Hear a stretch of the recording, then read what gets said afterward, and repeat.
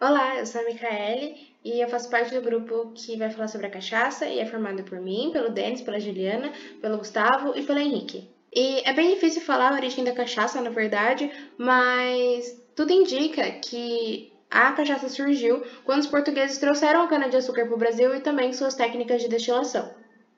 E também surgem as possíveis origens, né? Então são três.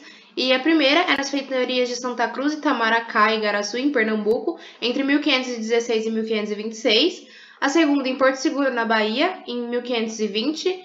E o último em São Vicente, São Paulo, entre 1532 e 1534. E tudo indica, né, que São Vicente realmente foi o primeiro lugar que surgiu a cachaça, mas o primeiro registro sobre a produção de cachaça foi, na verdade, na Bahia.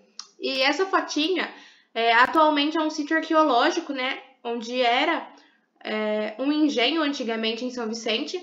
E ele é propriedade da USP atualmente. Ele é considerado um monumento nacional. E ele é feito de pedra, né? Como dá para observar. E atualmente ele é utilizado como um centro de cultura, pesquisa e extensão da Universidade de São Paulo. E como foi dito, é bem difícil afirmar, né, de fato, quando a cachaça surgiu, mas é possível afirmar que ela é o primeiro destilado na América a ser produzido em larga escala e também a ser um produto expressivo na economia. E o sucesso, né, da cachaça é decorrente da mentalidade colonialista e também do trabalho escravo da época, porque com a plantação, né, de canos, plantation, que era o modo de produção, né, de agricultura antigamente, tinha necessidade de mão de obra, e a mão de obra eram os escravos, e por isso eles compravam muitos escravos. E no final do século XVI e do século XVII, teve uma escassez da moeda, e para comprar escravos eles começaram a trocar mercadorias, então o escambo dos escravizados. Eles trocavam escravos por vinho, açúcar, tabaco e também pela aguardente da cana-de-açúcar, a cachaça. E também, com essa troca, né, foi percebido que a cachaça era muito boa para ser transportada, porque como ela tinha um alto teor alcoólico, ela facilitava o transporte nas longas viagens marítimas dentro dos navios, porque ela conseguia armazenar uma grande quantidade de álcool em um pequeno espaço, digamos assim. E agora, sobre a expansão da cachaça, então no Brasil teve uma crise do açúcar, quando os holandeses começaram a produzir açúcar mais barata do que a brasileira, os engenhos começaram a ter a sua redução de mão de obra, porque eles não precisavam tanto mais comprar escravos, porque não tinha uma alta demanda do açúcar do Brasil. Então eles começaram a consumir a cachaça que antes era só para esse tráfico e para o consumo interno dos próprios escravos, né? Então, aumentou o consumo da cachaça. O segundo ponto importante é que quando foi descoberto, né, o ouro mineiro, o consumo de cachaça aumentou lá também, porque as pessoas migraram para lá e também acabaram migrando, né, para o Rio de Janeiro. E a cachaça foi transportada para cá. Porque as pessoas tinham o costume já de beber, e para ela ser transportada, elas eram transportadas em barris de madeira. E é por isso que a cachaça em Minas normalmente tem essa corzinha, né, amarelada, esse sabor e aroma diferenciados, que é derivada do barril de madeira. Então, por isso, em regiões litorâneas, como no Pernambuco, a produção de cachaça normalmente é da cachaça branca. E em Minas Gerais é a cachaça amarelada, que é a cachaça envelhecida, né, que ficou bem comum em Minas principalmente.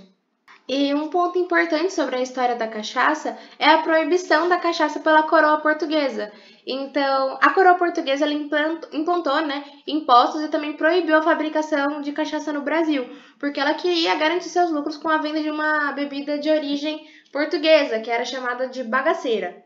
E por isso, né, gerou um grande descontentamento na população do Brasil, porque eles estavam acostumados com beber cachaça, porque era algo do cotidiano deles, né? E com isso surgiu os ideais, né, de independência. E a cachaça é um símbolo da luta pela independência do Brasil, porque nessas reuniões de conspiração contra a coroa portuguesa para ter a independência do país, era servido cachaça como a bebida, né, para eles se socializarem durante essas reuniões. E houve um declínio, né, da economia do ouro e também do trabalho escravo em Minas Gerais, e surgiu a economia do café e com eles os barões do café. E eles tinham princípios elitistas, já que eles eram da elite, e também eles se identificavam muito com os costumes europeus, então eles negavam hábitos rurais e produtos brasileiros, por exemplo, a cachaça, porque eles achavam que a cachaça era bebida de pobre, de ignorantes e de negros, que eram vistos como inferiores, tanto que eles eram escravizados, só por ser negro. Mas em contrapartida a isso, em 1922, surgem os intelectuais, os estudiosos, os artistas, que tentaram resgatar a cultura brasileira. Então, eles tentavam buscar isso, e isso é um grande marco da Semana da Arte, em que surgiu vários estudos, né, também sobre a cachaça e um resgate da cultura brasileira no geral, tanto artístico, na parte tipo de arte, visual, música, dança e tudo mais. E nos dias atuais tiveram diversos acontecimentos para a cachaça, né, se tornar reconhecida internacionalmente aqui no Brasil e também ser tida como um patrimônio do Brasil. E em 1966, o Fernando Henrique Cardoso validou a cachaça como um produto típico do Brasil, instituindo padrões de fabricação e comercialização. Em 2012, teve a Lei do Rio de Janeiro, que considera a cachaça um patrimônio histórico-cultural do estado do Rio de Janeiro. E a inauguração do Museu da Cachaça em Salinas, Minas Gerais. E também, nesse mesmo ano, em Salinas, a cachaça de lá recebeu a indicação geográfica, que é um recurso é basicamente um selo que verifica a procedência, a qualidade e a importância econômica desse produto para a região. E em 2018 teve a Lei de Minas Gerais, em que atesta o título de capital nacional da cachaça na cidade de Salinas, em Minas Gerais. Bom, agora falar um pouco sobre a cadeia produtiva da cachaça.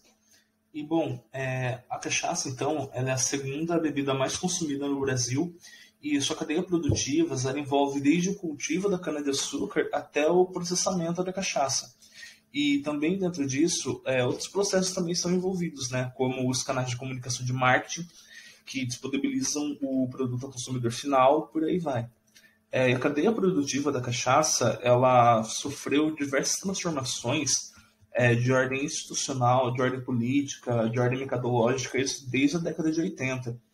E atualmente a cachaça é definida pelo decreto número 4062, de 21 de dezembro de 2001, onde é afirmado que o nome cachaça é um vocábulo de origem e uso exclusivamente brasileiros, e isso constitui indicação geográfica para os efeitos no comércio internacional.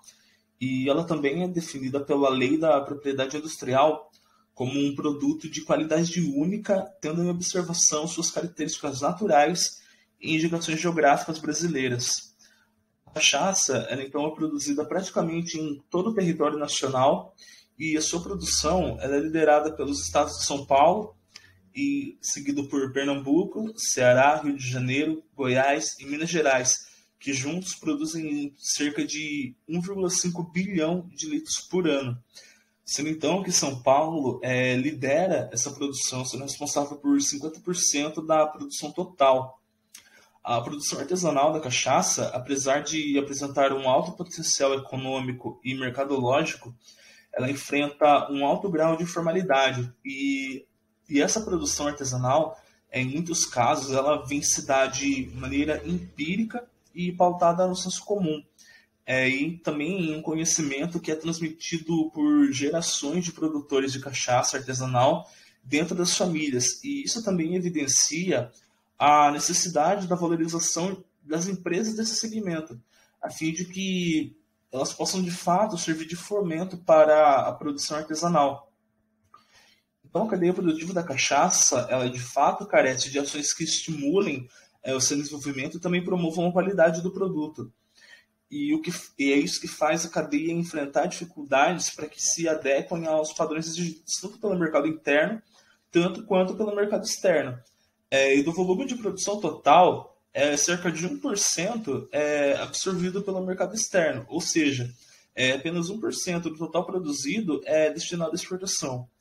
Então, isso revela que, além dessas carências de políticas e de ações e de estratégias que estimulem o desenvolvimento do mercado e aprimorem a qualidade do produto, isso também traz para a gente a evidência de que é um mercado muito potencial, que tem um potencial de mercado bastante significativo. Agora, falando um pouco sobre os diagramas da cachaça, o diagrama da cadeia produtiva, a gente vê então que se tem início, né, no plantio e no cultivo da cana-de-açúcar, passando então pela colheita e pela moagem. E da moagem a gente tem a separação do bagaço e do líquido bruto. O bagaço então ele é destinado para a alimentação dos bovinos e para a alimentação da caldeira. E o líquido bruto então a gente passa para a filtração e decantação. E da filtração e decantação a gente tem então a destilação e a fermentação. E da fermentação é onde se produz a vinhaça de cachaça, né? E da destilação, então, a gente tem a separação das frações, que são divididas em três, que é a cabeça, a cauda e o coração. Da cauda é onde sai o álcool, o etanol, como nós conhecemos, e do coração é onde se extrai a cachaça. Depois, então, desse processo de separação das frações, destinado, então, ao armazenamento ou envelhecimento do produto, seguindo então pelo envasamento, transporte e distribuição, tanto no atacado quanto no varejo. Bom, agora um pouco mais a fundo sobre a estrutura da cadeia produtiva. Primeiramente, a gente tem esses 4 estágios. A moagem, que é a garapa extraída da cana e o bagaço é separado do caldo de cana. A filtragem, que o caldo é filtrado por uma peneira e também por decantação, que deixa para trás o bagacilho, e que é um resíduo e quaisquer outros resíduos que tenha. A diluição, que depois da filtragem a gente precisa reduzir a concentração de açúcar no caldo de cana, e para isso a gente adiciona água para padronizar a quantidade de açúcar. E também tem a fermentação, que é um processo de transformar o açúcar em álcool e gás carbônico com o uso de leveduras. Depois disso vem o processo de destilação, que pode ocorrer de 2 modos diferentes, e ele denomina se a cachaça vai ser industrial ou artesanal. A produção da cachaça industrial, ela corresponde a 70% da produção total do Brasil, enquanto a artesanal é apenas 30%. A industrial, ela é feita em colunas de inox, como essa que vocês estão vendo, e a artesanal é feita em alambiques de cobre. Então, a cachaça industrial, ou também conhecida como cachaça de coluna de inox, ela é produzida em alta escala e a sua produção é muito semelhante à produção de etanol. Ela conta com grandes plantações de canas e ela utiliza o método de queima e fermentação acelerada por agentes químicos. Então, a produção de coluna, ela não faz a separação de coração, cabeça e caldo da cachaça, que vai ser depois explicado, e ela deixa o aroma e o sabor do álcool mais evidente devido a esse fato. Então, também é adicionado açúcar para ter uma função de amenizar esse sabor do álcool. E a cachaça industrial, ela já é engarrafada e é pronta para ser comercializada logo depois da sua produção. Então, ela não precisa ser armazenada ou envelhecida em madeira. Então, a produção dela ela é contínua e ela acaba sendo muito eficiente. Agora, a cachaça de alambique ou a cachaça artesanal, ela é produzida em alambiques de cobre e a produção dela acaba sendo bem limitada a poucos litros por dia, porque ela tem pequenas plantações e ela não usa a queima da cana. Nesse processo, o caldo de cana ele é fermentado de forma lenta e controlada, e os alambiques de cobre eles ajudam a deixar a cachaça sensorialmente mais rica em aromas, porque ela utiliza apenas o coração da cachaça. Ela descarta a cabeça e a cauda, porque elas possuem elementos que acabam alterando o sabor e também podem alterar a qualidade da cachaça. Depois desse processo, ela pode ser armazenada em tonéis de aço inoxidável ou também em barris de madeira, como carvalho francês, amendoim do campo, amburana, entre outros. Essa prática ela acaba modificando a qualidade química e também sensorial da bebida, então ela deixa mais agradável para o consumo.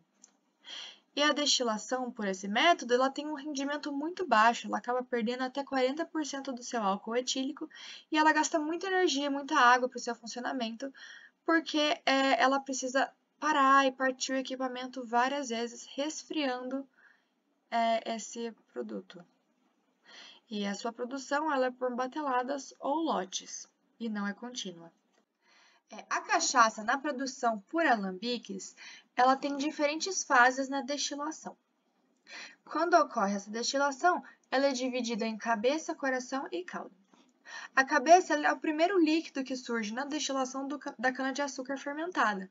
Ela tem uma concentração muito alta de metanol, que é um álcool que é muito tóxico para os seres humanos, e se ele não for controlado, ele pode levar à cegueira ou também à morte de quem o consome. O coração da cachaça é a parte que realmente vai na cachaça artesanal, e ele corresponde ao volume de aproximadamente 80% do total do destilado. Essa etapa ela equivale à parte central desse processo de destilação e depois dela vem a cauda. A cauda ela corresponde ao líquido do processo final dessa destilação, que é muito importante retirar porque ela tem um odor muito forte e um sabor amargo. Agora, alguns dados sobre a produção de cachaça.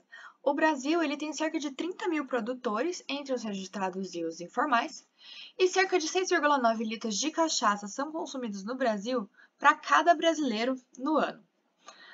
O market share da cachaça é de 86% entre os destilados consumidos no Brasil, e 98% dos produtores de cachaça no Brasil são de pequenos e médio porte. Também 1,4 bilhão de litros de cachaça é produzida anualmente no Brasil, com 70% da produção sendo de cachaça industrial e 30% da de alambique. 1% é a quantidade que o Brasil exporta dessa cachaça, e no Brasil a gente tem mais de 5 mil marcas registradas no INPI, que é o Instituto Nacional da Propriedade Intelectual.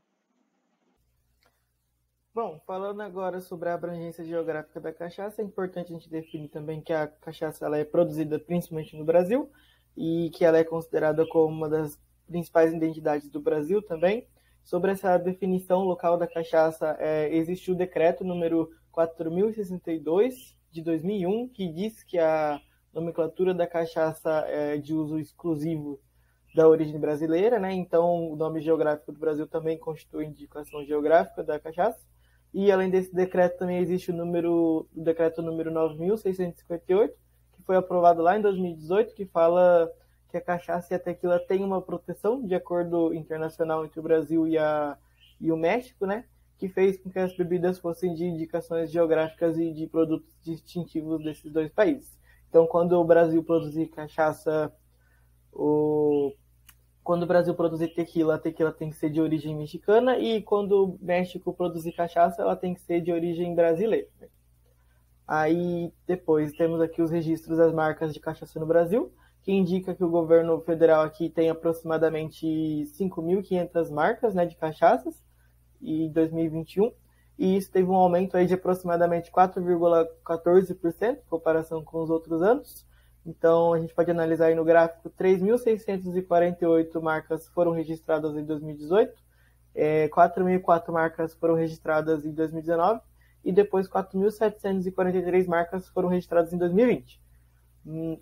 Aí depois a gente tem aqui também, no contexto interno, a gente tem uma lei número 13.778 de 2018, e ela fala sobre o município de Salinas, de Minas Gerais, com o intuito de capital nacional da cachaça. Então é justamente porque lá é onde a gente tem um maior índice de produtividade de cachaça em alambique, né? E que essa produção ela é produzida e distribuída em mais de 397 estabelecimentos de produção de cachaça. E também a gente pode ver pelos sites do Euromonitor e outros sites também, que fala que Minas Gerais ele produz 60% de toda a cachaça de alambique no Brasil, e 40% desses alambiques foram registrados pelo Ministério da Agricultura também.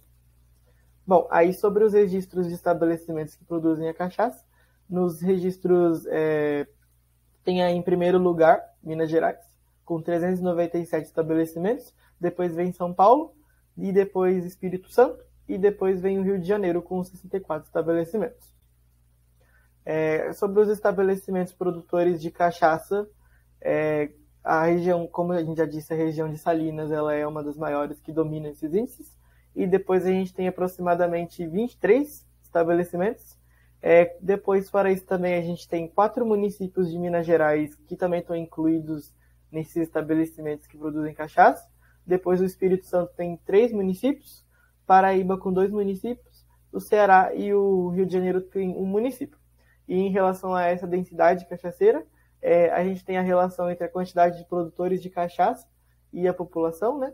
E a gente pode verificar também que a gente tem a tabela de Minas Gerais, ela domina completamente esses índices e apresenta até 6 municípios. Então, depois disso também vem Santa Catarina, com 2 municípios, Rio de Janeiro e o Rio Grande do Sul, e depois vem Espírito Santo, com um município cada. Depois aí, a gente falando um pouco sobre os índices de exportações, não é mais Minas Gerais que lidera, mas sim São Paulo, que liderou em até 47% dos índices de exportações de 2019 e 2020. E isso acontece justamente porque Minas Gerais atua na maioria das vezes por alambique, que tem um sistema de produção em baixa escala, enquanto São Paulo atua mais por coluna, né, como já dito antes, que é uma produção em larga escala, e isso faz com que produza mais litros e, consequentemente, fica mais fácil de ter essa exportação também. Sobre os países que importam a cachaça durante o ano de 2020, em 2020 o Paraguai foi o principal importador, então teve até 26% das importações, e em seguida veio a Alemanha com quase 20% das importações, depois a França com 12,5%, e depois os Estados Unidos com 12,47%.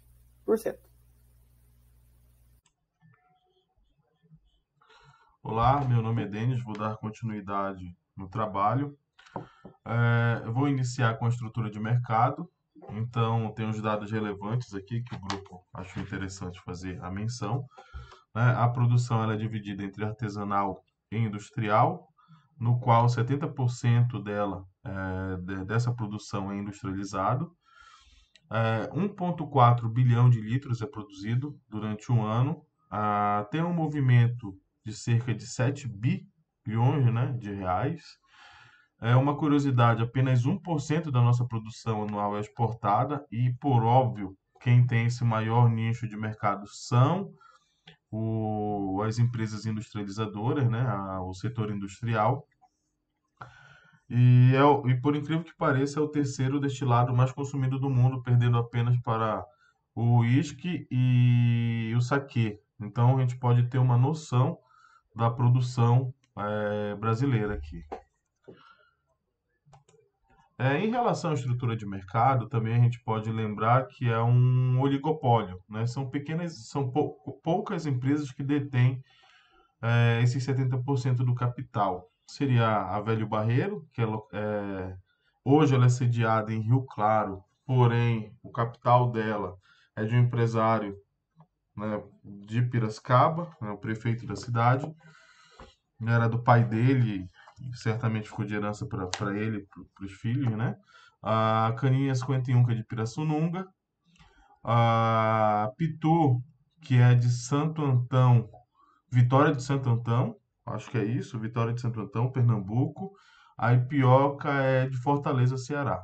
Então, lembrando que dessas quatro empresas aí, a que detém o maior capital, a maior produção, seria a Caninha 51.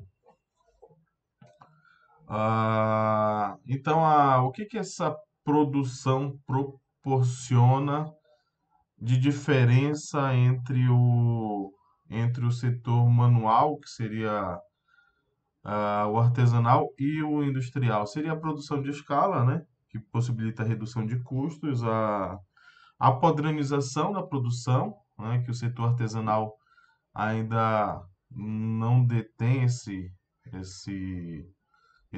know-how, ou se detém em pequena escala também, né, o que facilita o acesso principalmente ao mercado externo. A estrutura organizacional das empresas industriais viabiliza a diversificação da produção e consolida aliança com grandes canais de distribuição. Então, inclusive aquele 1% do slide anterior, né, que são feitos de exportação, esses grupos aí, a gente já pode chamar de grupos econômicos, que é Pitu, 51, Velho Barreiro e Ipioca, e existem várias outras marcas dentro delas, né, dentro dessas empresas. Então, eles estão fazendo parceria com grandes centros de distribuições mundiais aí para fazer impulsionar esse mercado. Também tem a utilização de grande veículo de comunicação para divulgação de marcas, ou seja, eles já exploram bem o marketing, né? Enfim, já tem, eles têm recursos, né, em maior escala para fazer, impulsionar esse departamento de marketing que, por óbvio, vai refletir no faturamento da empresa, ou no lucro, como quiser. Então, as estratégias do mercado eles seguem rigorosos padrões aí, de identidade e qualidade, de forma inequívoca, com foco no consumidor, nos mercados internacional e nacional, né? E hoje tem essa tendência, né, desse produto agregado impulsionar no mercado externo, elaborar e operacionalizar programa único de promoção e comunicação nacional e internacional, fortalecendo a cachaça como identidade, né, aqui do Brasil, ou seja, a gente demonstrando a nossa cultura, né? A cachaça é um patrimônio histórico do Brasil, portanto, tem que fortalecer essa marca.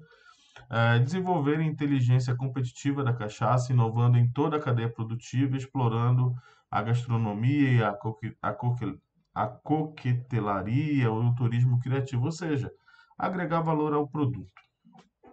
Combater o consumo irresponsável, assim como atuar junto aos órgãos fiscalizadores para coibir efetivamente o ilícito, a informalidade, né? Embora esse mercado já é um mercado promissor, né? Já detém uma pequena parcela do PIB, existe principalmente o setor artesanal, muita informalidade, né?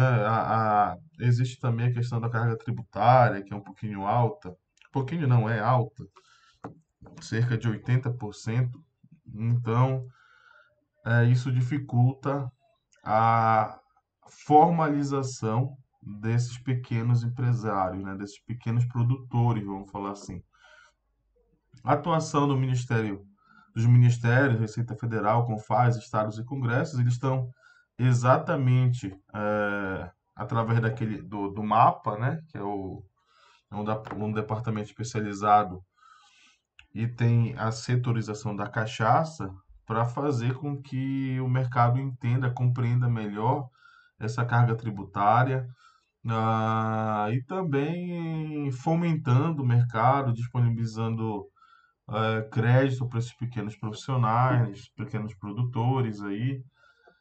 Então, é exatamente isso aí, né? Impulsionar o mercado através dessas reuniões aí. A evolução dos preços internos e externos, quanto ao externo, o grupo não teve tanta dificuldade. Porém, em relação ao interno, a gente encontrou essa dificuldade, né? Só no Euromonitor, porém, a gente está sem o acesso a essa plataforma, mas a gente observa que a métrica foi a seguinte, né? A nossa tabela 1 aí, ela vem trazer essa evolução do ano de 2018 a 2021, no qual 8.410 mil litros, né, foram exportados, né, a um preço em dólares de 15.612.053 dólares, né, e deu um preço médio de 1,86 aí. E nos demais anos, né, foi tendo essa evolução aí, como vocês podem acompanhar.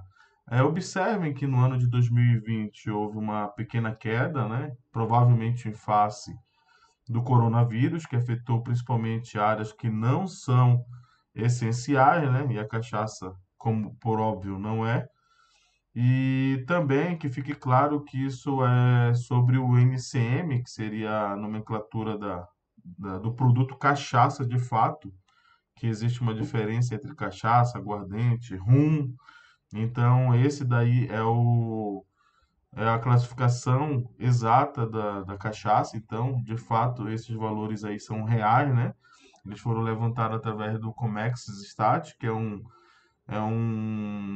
departamento do Ministério da Economia que faz esses levantamentos, não só da cachaça, mas como de outros produtos também. Em relação ao produto nacional, o valor, a gente, como mencionado, não encontrou, porém, a gente fez a conversão dos valores, da quantidade ali de, por exemplo, de 8.410.000 e dividiu ele por 1%, né? E daí a gente acaba encontrando um montante que foi produzido no Brasil e menos o valor lá seria a quantidade em litros, né? Em relação ao valor, que é o principal, eles ficaram com os mesmos valores do mercado externo, né? Se fazia aquela conversão ali de dólar para real, você vai encontrar em torno de hoje, na data de hoje, julho de 2022, em torno de uns R$ 7 aí, né? A conversão, 7 e pouquinho. E daí tem o montante ali em valores. Lembrando que, como no mercado nacional, vai haver uma facilidade. Aliás, a gente não vai ter a questão do frete, né? Que possivelmente pode ser uma modalidade FOB, CIF, enfim. E já o produtor aqui no Brasil, embora vai ter que fazer a transferência dessa bebida, né? Mas não seria para tão longe, portanto, custearia menos o valor desse produto. Então, de certa forma, e tem outros fatores também que a gente não consegue visualizar só olhando aqui por fora, né? Teria que estar dentro de uma cadeia produtiva de fato, sabendo todos os custos, despesas, todos os gastos envolvidos ali, para a gente poder determinar uma redução desses valores aí. Mas, a grosso modo, é o que a gente conseguiu levantar até o presente momento.